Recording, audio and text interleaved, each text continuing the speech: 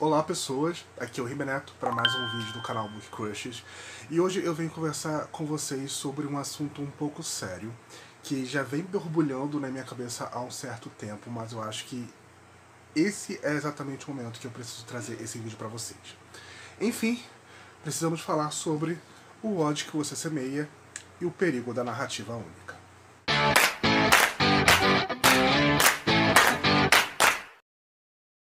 Muito que bem, essa é uma discussão que eu já venho ponderando e já venho apontando para vocês há alguns vlogs, desde o ano passado, ano retrasado, ano retrasado, em que eu fiz algumas leituras de livros cuja interpretação de boa parte dos leitores é que eles são um copia e cola de O Ódio que Você Semeia. E hoje eu vou vir aqui conversar sobre o quão prejudicial é esse tipo de opinião. O quão rasa é esse tipo de opinião, o quão reducionista é esse tipo de opinião, e mostrar que O Ódio que Você Semeia é sim um livro expoente, é sim um livro importantíssimo na discussão do racismo, mas existem outras questões sendo abordadas em outros livros e que estão sendo vistas de forma genéricas porque as pessoas escolheram O Ódio que Você Semeia como uma narrativa única. Muito que bem, antes de a gente começar esse vídeo, eu gostaria de perguntar se você já deixou seu gostei aqui embaixo. Eu gosto sempre de lembrar que você deixando o gostei no início do vídeo, os algoritmos do YouTube compartilham o conteúdo do canal Book Crushes para muitas pessoas. E como eu sempre digo, em terra de algoritmo, quem tem like é rei. Se você ainda não é inscrito no canal, seja muito bem-vindo, se torne Book Crusher. Ative o sininho para estar sempre sabendo quando tem vídeo novo por aqui. E lembrando também tem link de compra lá para a Amazon, aqui embaixo na caixa de informações. Quem comprar qualquer produto lá na Amazon, eu recebo uma pequena comissão e vocês não estão pagando nada além por isso. Além de, claro, estar ajudando bastante a esse pequeno produtor de conteúdo nessa plataforma gigantesca que é o YouTube. Ok? Vamos parar de blá blá blá, eu já dei os meus informes iniciais e vamos conversar sobre esse tema que é um pouco espinhoso, mas eu acho que é necessário ser discutido.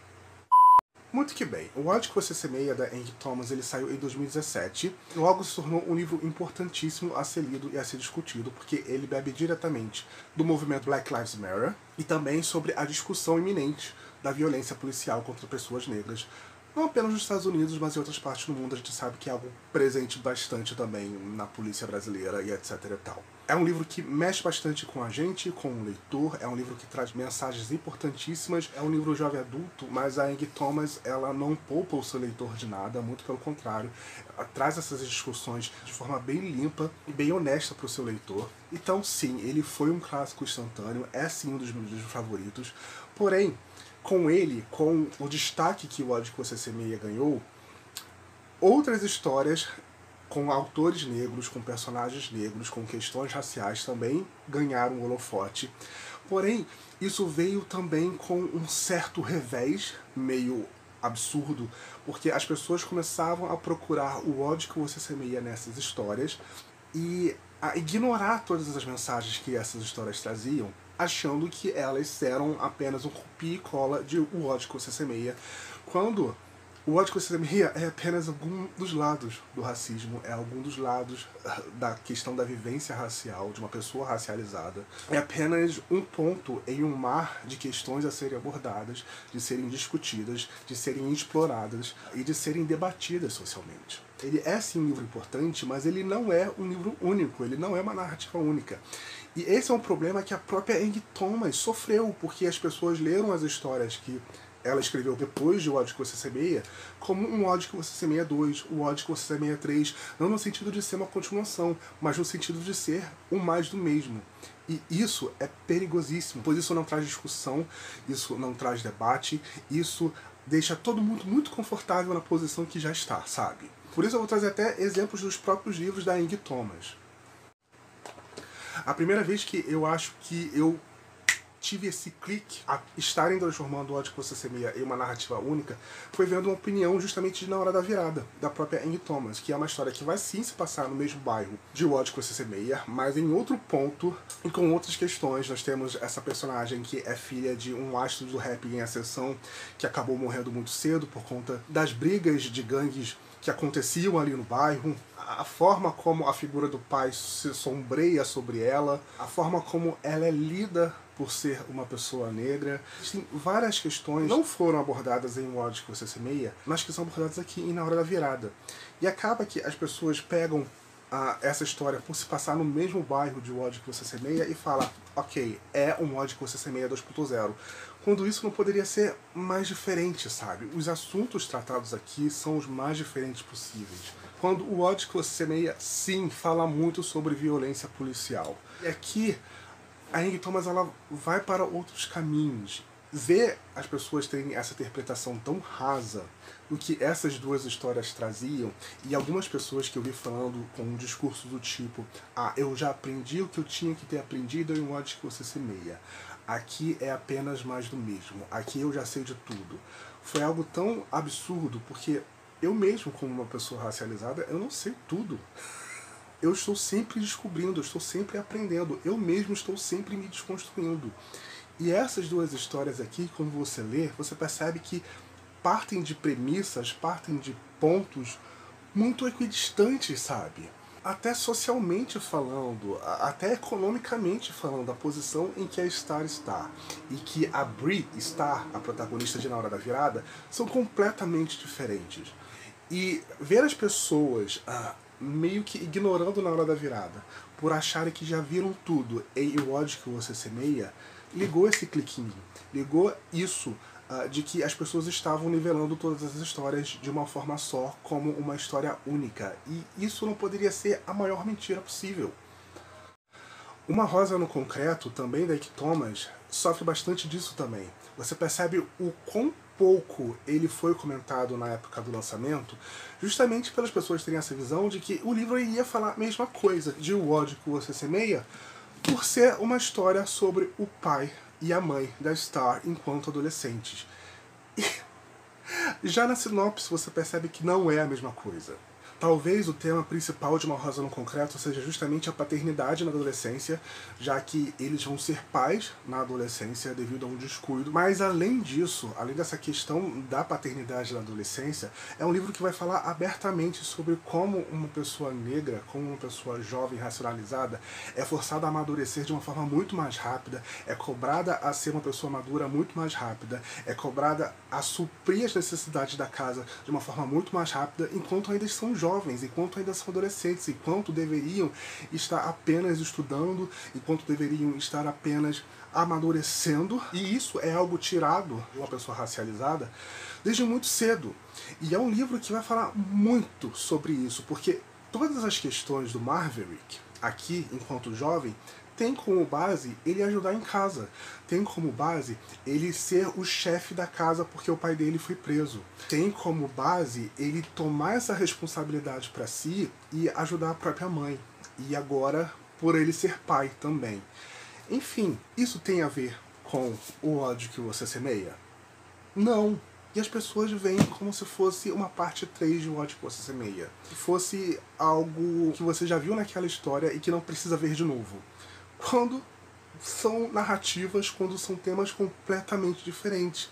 E, mais uma vez, uma história da Ing Thomas caiu no mito da história única, né? Onde a pessoa pasteuriza todo um tema como algo monotemático e ignora completamente outros pontos de vista, outras vivências, outros subtextos, outras questões, porque acha que já sabe de tudo. E, na verdade, não sabe de nada.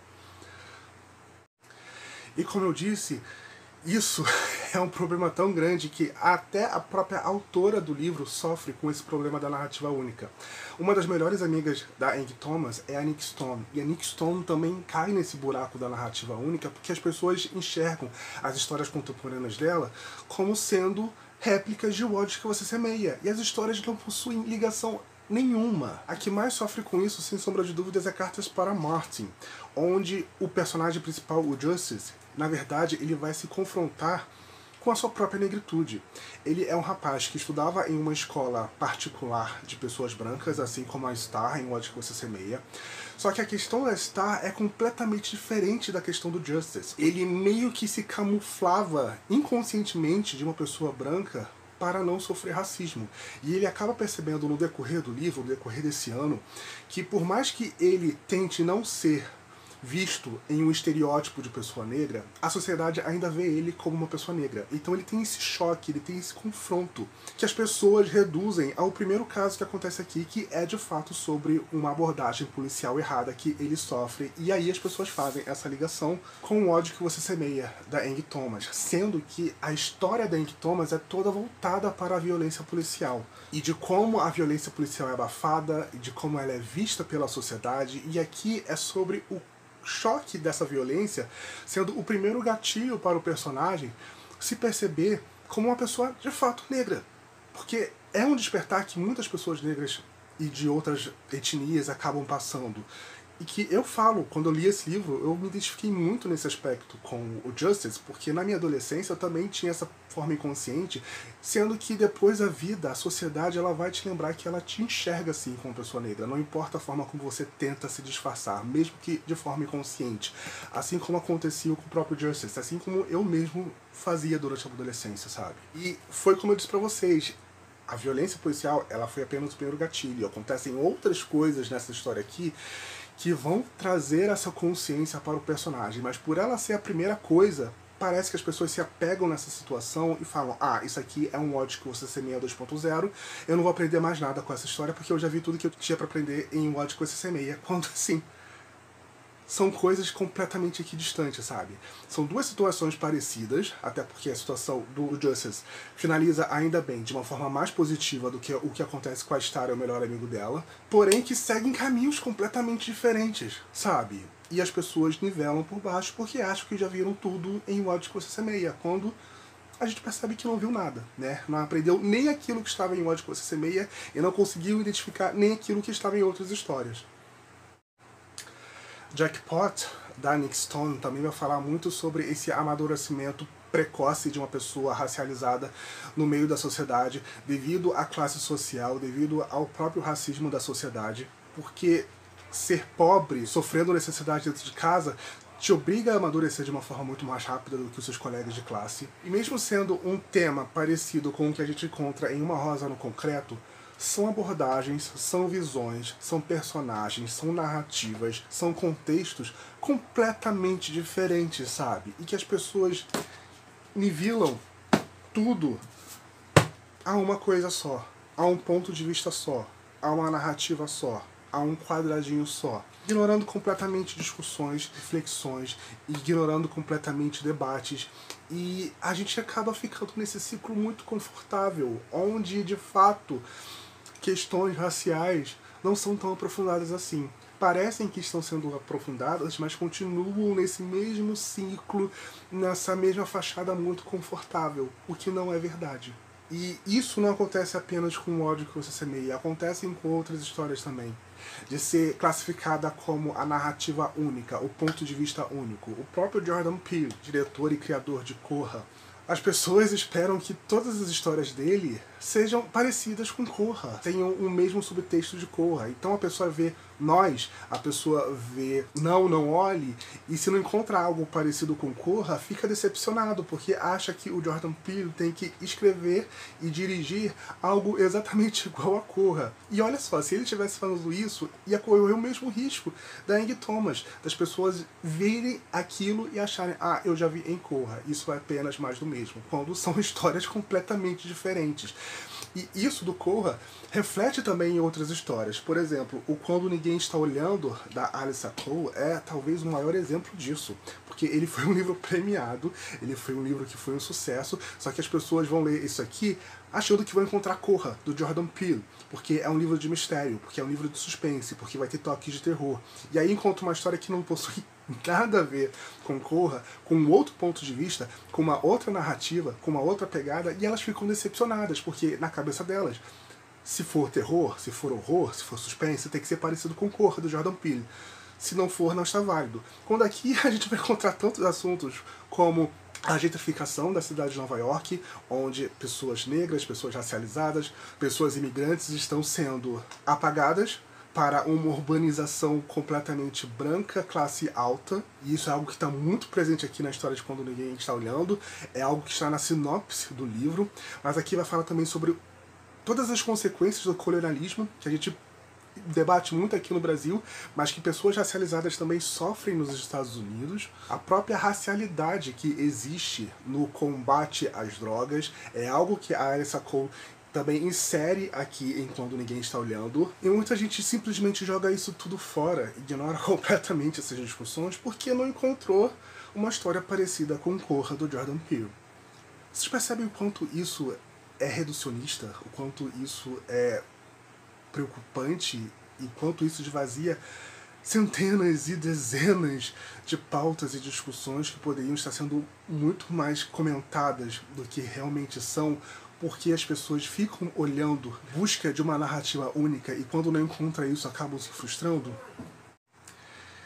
Enfim, esse era o vídeo de hoje que eu tinha para trazer para vocês. Essa era a discussão que eu tinha para comentar aqui com vocês nesse vídeo. Espero que vocês tenham compreendido a mensagem que eu quis passar com essa abordagem, com essas histórias. Mas se você gostou do vídeo, clique aqui embaixo gostei, compartilhe nas suas redes sociais, deixe os algoritmos do YouTube saberem que vocês aprovaram o conteúdo apresentado aqui no canal Book Crushes. O que vocês pensam sobre o assunto, deixe aqui embaixo nos comentários, vamos conversar. Você sabe que conversar com vocês é a melhor parte do vídeo pra mim. Pois aqui foi Ribeneto para mais um vídeo do canal Book Crushes. Tchau e até o nosso próximo encontro.